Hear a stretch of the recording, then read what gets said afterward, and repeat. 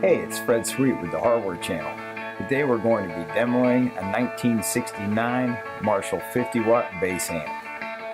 We'll be using a 1973 Gibson Les Paul Custom and recording it with a single Shure SM57 dynamic microphone with no effects or attenuators.